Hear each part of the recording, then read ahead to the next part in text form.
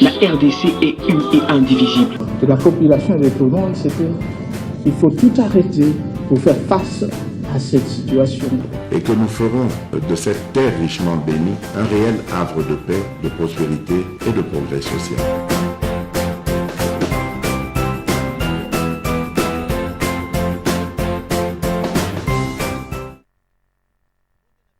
Merci na bandeko bino bozolanda biso partout à travers le monde.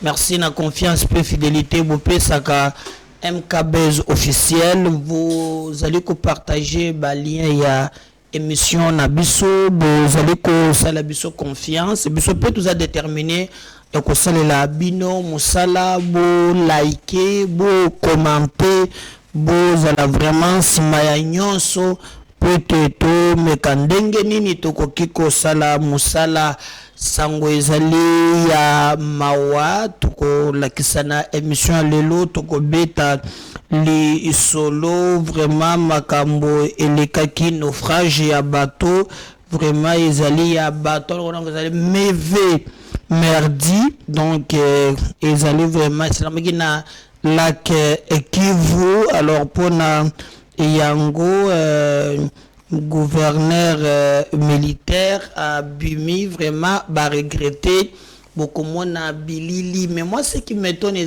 comme il a mon message chaque année ba mesure exacte on revient à même nzembo. Alors gouverneur se prévoir toko yeba li solo wana moko ya bandeko ba yeba yebiye azali président ya RDT.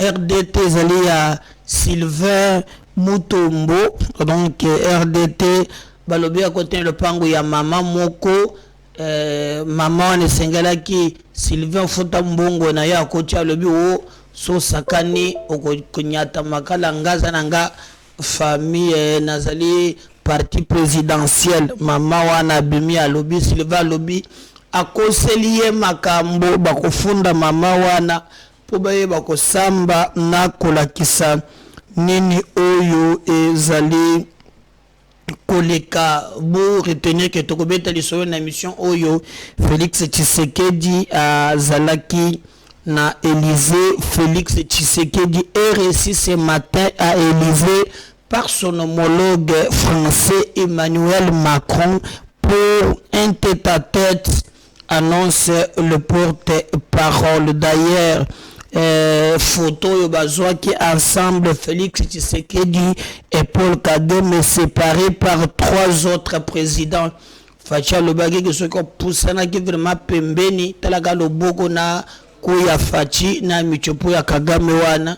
Alors souple qu'il était bakaboli bango na ba trois présidents. Alors quel est vraiment l'objectif encore ya Fachi na France? Boyebi dernièrement Macron azalaki awa mais lors ya échange wana Emmanuel Macron akoki kotanga te Kagame lokola agresseur. Pression zalaki makasi bien que Patrick Mouya akitisaki yango po Macron komaki même na butu po koma awa na Kinshasa akomango vraiment na butu.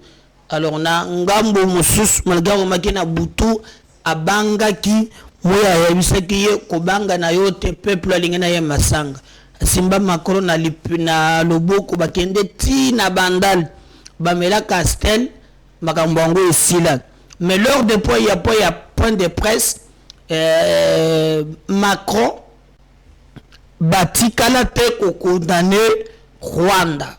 D'ailleurs question à journaliste ils allaient dans ce sens là. Mais quand nous faisons cette émission lelo na tongo Fachi azalaki réussi na Élysée wana et pas Emmanuel Macron en tête à tête. Nini Kolobama en tout cas toyebite. Alors déjà le président l'a si bien dit na Nations Unies na tribune pour être ba pays musus ba mboite pas ba condamner agression barbare ya Kagame. J'ose croire que mon côté atikile koyoka biso parce que tozolela tozana pasi mais mon tokoko télébiso ata moko azate, on continue à piller nos richesses, on continue à massacrer Bandeko Nangai devant la complicité de la nébuleuse communauté internationale. Oyo bazo sala absolument rien. D'où biso esengeli to osala musala ndenge longobani to bunda pona kolakisa bino ke complot ya Congo e bandi lelo te.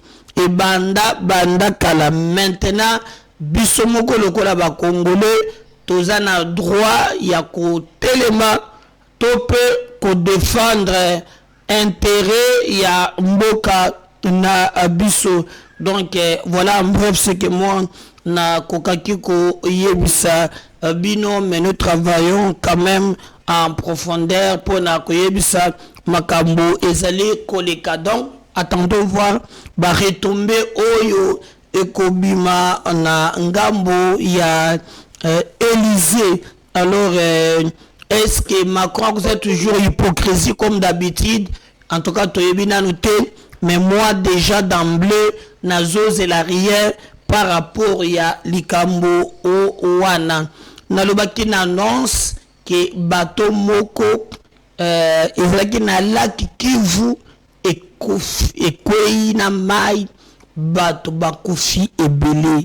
Déjà toujours présenté ba condoléances na biso na mabota ya baye oyo bazui makama wana, mais nous regrettons que le gouvernement ya Congo bazo kokate kozwa ba mesure, parce qu'à chaque moment ba ezoya kaka ezozonga kaka.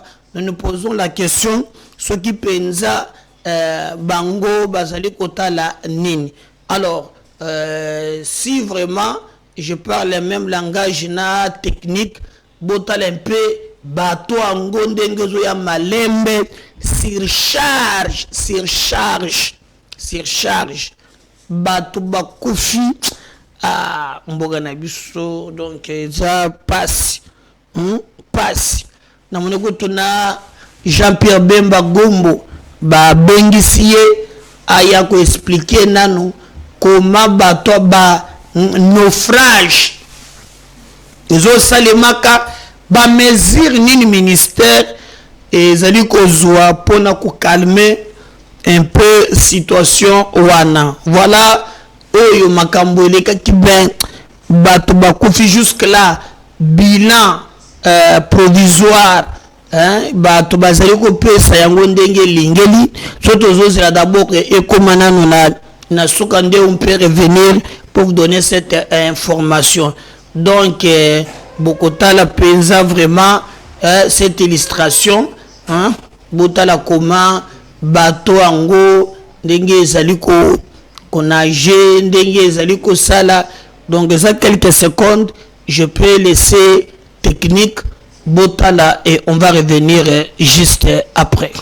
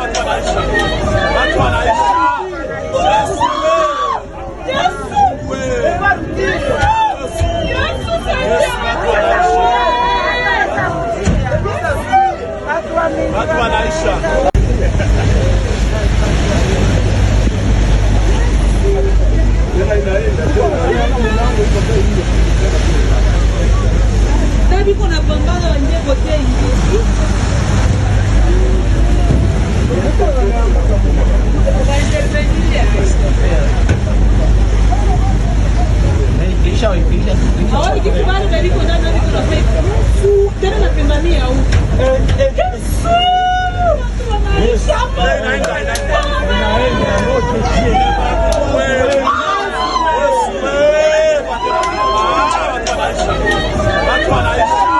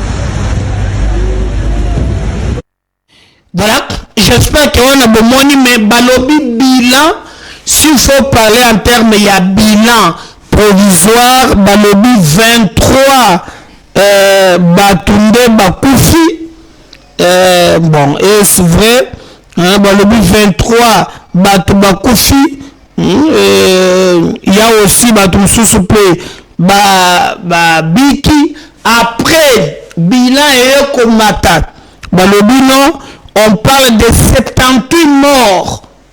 Bon, et vous la Makala, pour Makala, vice-ministre Monaki Gagade, hein, après, ministre intérieur la Monaki Likolo, ndenge bona bakofina maïzali 78 morts, 87 disparus et 9 rescapés. Wale zakaka biloko bomoni wana nde salami, en tout cas vraiment ezope ça passe. Ezope ça passe nzambe yebana kosunga bandeko oyo mekasi gouvernement to sengi azwa ba mesure oyo koki ko permettre que likambo ya boye ezongela te botela bino moko batonde ngezo kende omonike za charger makasi ti ezogende kodi mutwa. Donc en tout cas okomona tolobi boye après quelques jours likambo yango ezongi lisusu on dirait apparemment bomo ya ba congolais eza suna sens te bato baza bakozondile mpona bango moko esengeli kotelemela likambo wana luka lolenge ya kozonga te.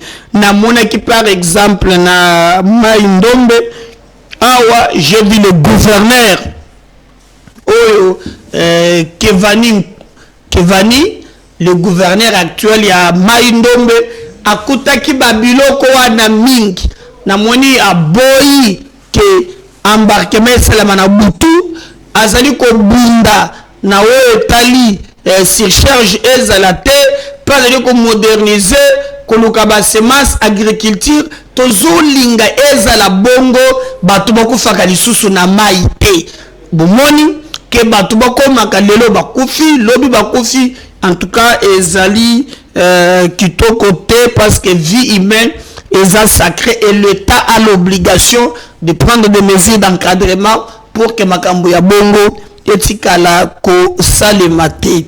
Makambo ezokoma mabe pona ye kombo neye nani Moïse Katumbi bakokanga ye et il risque 10 ans de prison et 500 millions de francs congolais d'amende. Donc Moïse Katumbi ndenge aliwana boka mwate soki boyoki ke bakangi ye kasi mbeba oyo asali soki bakangela ngo batu basalelaka 10 ans de prison pe akofutelaka yango 500 millions de francs congolais. Nini ye asali? Alors Moïse Katumbi akei koantame misala nini ya travaux de réhabilitation d'une piste d'atterrissage oyo bandaki kosalema te à Mulonde dans la province de Puerto. Il lui est reproché de ne pas avoir reçu d'autorisation pour le faire. Bato balobi Moïse akobongisa rébellion na Puerto. Ndena tina nini akomi kobongisa bisika bavyo ya mine amba pungu bayaka bakitela wana bamonike alamuki na tongo moko boya lobi ye abandi kosala misala wana oyo ekozala ke abongisa makambo. Donc ezali likambo ezoka musande bato ebele komona ke Moïse Katumbi asala likambo ya bongo. Donc epesi biso pasi ya komona lolenge nini moto akoki kokamata nzela wana. Alors quelle est l'intention Moïse Katumbi alina yango tango ye abandi koluka asala aéroport atterrisse abongisa bato su bamoni yango na nzela ya mabe, surtout ke atikali kozwa autorisation ata mukete nde bambila bayaki basale makambo nyonso baplanifie baloka ndenge nini bakoki kosala au finish azalaki penza bloqué. Alors ce qui nous étonne, vous allez voir dans cette émission que malgré nyonso oya salaki baye ko interrompre ye bamonaki likanisi na ye penza ezali mabe makasi. Alors Olivier Kamitatu azali moko ya ba porte-parole na ye alobi oyo bakomi ko sala lelo boye ezali mabe po bazulenga bakanga opposant kasi batu balobi te alikambo ya opposant te boni aux autorisations d'aviation civile yo banda ko sala ya yo aéroport place ya bavie ko kitaka ezali nini pe obimisi misolo otie yango po basala nde bango na ngambo na bango bamoni ete bazele kobundisa opposant parce que gouvernement lobby likambo ya kobundisa opposant yali wana te bamoni au contraire que maye tato ya kosala bango bakomona ngo na lisu ya mabe. Alors et créer débat et créer polémique mais parce que biso to lobaka toujours que et pas ina biso nyonso to yaka nango na mesa to yebisi bino nde na ptuka ntoko sala musala kasi bokotala sans mâcher les mots lolenge nini alobi pe lolenge nini ye asali kasi bandeko na ngai Olivier Kamitatu atelemeli likambo wana bolanda bango basala mingi RFI donc bango ka bapaya TV5 Monde RFI awa penza bomonaka moyen mingi ta kofuba pa bayebaka nini bango bazali ko sala awa pote baningisa quand même bazali ko kamba en place. Alors aleki na RFI voire même na TV5 Monde pona ko telemela les kanesiwana surtout que c'est victimisé comme d'habitude bango basali bayebite ya gouvernement muto ezali mabe mais parce que nyonso ezali na polele tokolanda na binomoko toyeba en réalité nini ezali koleka botala binomoko mayemalekaki Olivier Kamitatu je crois sa porte-parole ou dire cab tozoyebate on va revenir juste après. Zone totalement enclavée. Olivier Kamitatu, le directeur de cabinet et porte-parole de l'opposant, dénonce les insinuations qui se cachent derrière ces violences. Je vous propose de l'écouter. Des militaires ont fait incursion dans une concession où Moïse Katumbi, après avoir réhabilité un hôpital qui sera sorti d'un bloc opératoire, a réhabilité la piste d'aviation. Ils ont fait irruption, ils ont arraché son véhicule, ils ont arrêté le conducteur des travaux, ils ont malmené les travailleurs, alors qu'en réalité, Moïse Katumbi réhabilitait cette piste qui sert d'évacuation aux malades, comme il l'a fait dans d'autres pistes d'aviation du pays, à Kyubo, à Kasenga, à Kashobwe, à Kimbombo, même dans le Maniema. Donc on veut faire croire que Moïse Katumbi serait un artisan d'une rébellion, alors que cette piste d'aviation à Moulonde est à 90 km de la Zambie. Donc ces militaires sont venus sans papier, sans autorisation, pour venir effectivement violenter les travailleurs qui sont là au service de la population. Voilà, c'était Olivier Kamitatu, le directeur de cabinet et porte-parole de Moïse Katumbi, au micro d'Esdras Ndikumana. Les sollicités, les autorités, elles, n'ont pour l'heure pas réagi. La République. Zone totalement enclavée. Olivier Kamitatu, le directeur de cabinet et porte-parole de l'opposant, dénonce les insinuations qui se cachent derrière ces violences. Je vous propose de l'écouter. Des militaires ont fait incursion dans une concession où Moïse Katumbi, après avoir réhabilité un hôpital qui sera sorti d'un bloc opératoire, a réhabilité la piste d'aviation. Ils ont fait irruption, ils ont arraché son véhicule, ils ont arrêté le conducteur des travaux, ils ont malmené les travailleurs, alors qu'en réalité, Moïse Katumbi réhabilitait cette piste qui sert d'évacuation aux malades, comme il l'a fait dans d'autres pistes d'aviation du pays, à Kyubo, à Kasenga, à Kashogwe, à Kimbombo même dans le Maniema. Donc on veut faire croire que Moïse Katumbi serait un artisan d'une rébellion, alors que cette piste d'aviation à Moulonde est à 90 km de la Zambie.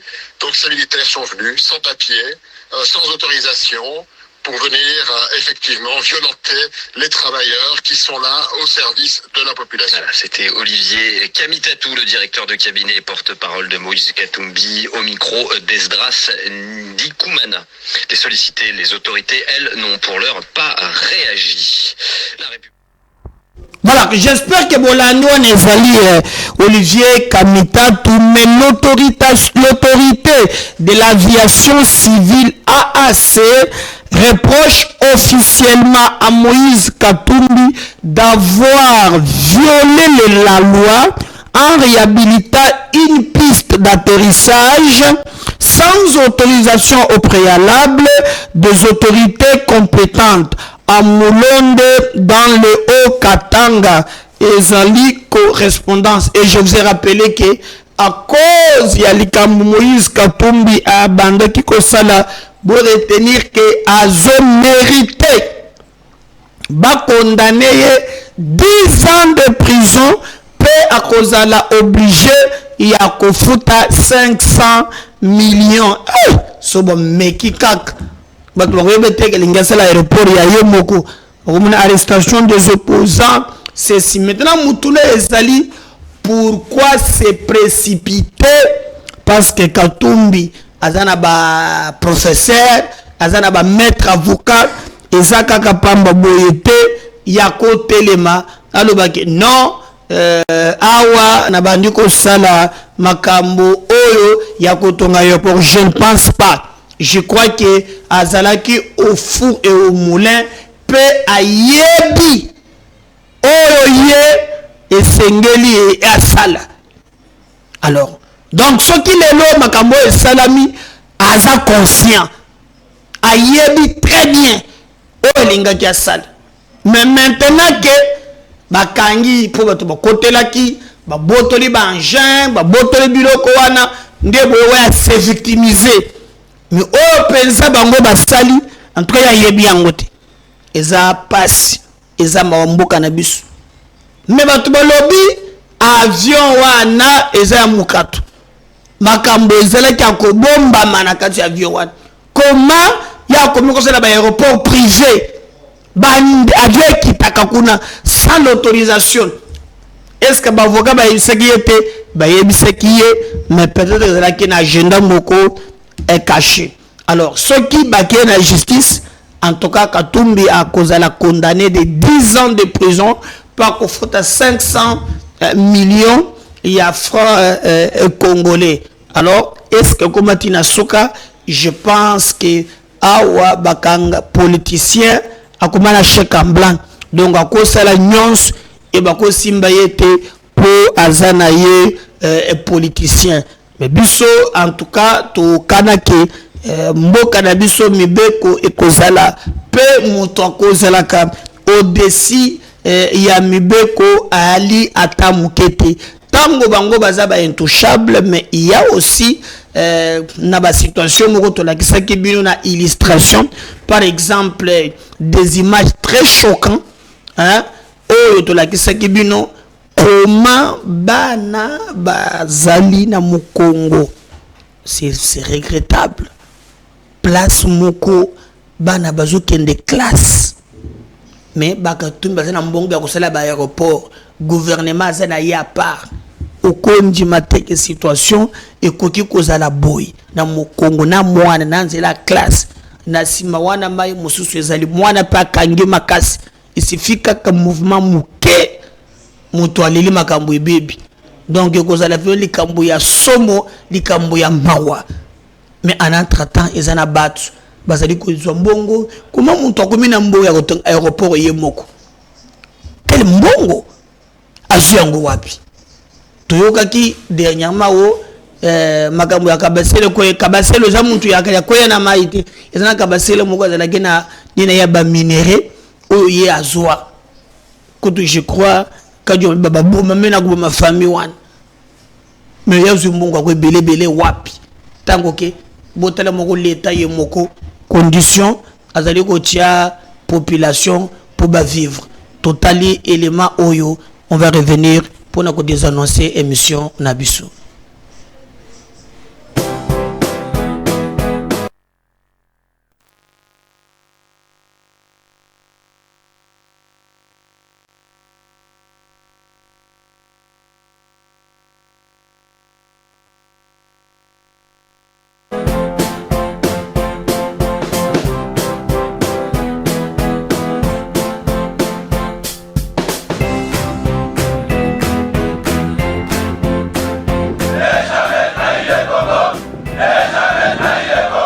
La RDC est une et indivisible. De la population et de tout le monde, c'est qu'il faut tout arrêter pour faire face à cette situation.